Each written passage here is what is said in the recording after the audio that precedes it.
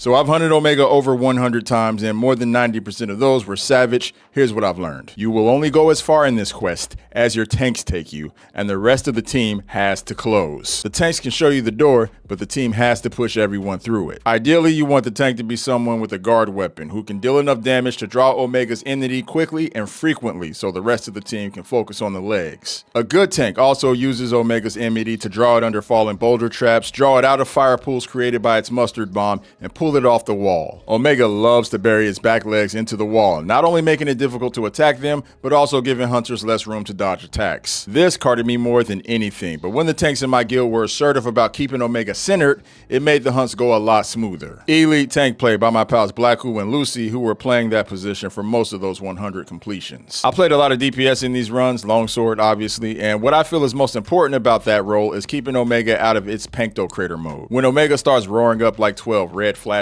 lights and all, you'll see all its wound damage heal, and then it'll start going ape shit. If it stays in this mode long enough, it'll straight up crash out, stomping the ground, knocking hunters down, and burning everyone in the vicinity. You can stop all that noise though, you just gotta break 3 wounds on its legs. Now to be clear, you gotta literally whoop some feet here, but if you can quickly lay down a lot of damage, you'll get a couple of good staggers, a nice knockdown, and you'll be able to keep them from throwing any cart-inducing tantrums. From the longsword perspective, I use all the AoE attacks, the lasers, the fists, and whatever I can to Aya Spirit slash counter the legs. Basically using Omega's attacks to trigger the armor and aiming the Spirit slash at the legs. Big damage. Another main ingredient to defeating Omega is having a dedicated and efficient support player, someone who can keep the team's health up and provide some other buffs. Hybrid DPS healers can work too, long as the rest of the team commits to throwing dust if needed and that person doesn't get too DPS brained, something I'm guilty of.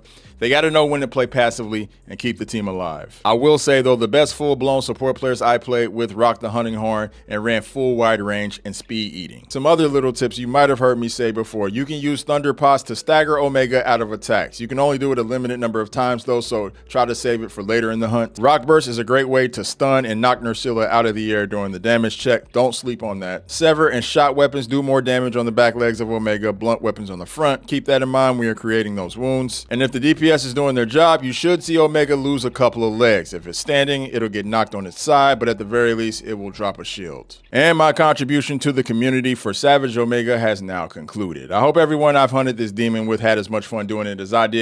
My guild, the Alignment, really took pride in helping people clear this for the first time. But now we look forward to our next challenge, Arch-Tempered New Udra, whose free challenge quest is going live in 2 weeks. Check out my last video about the pendants to get the scoop on that.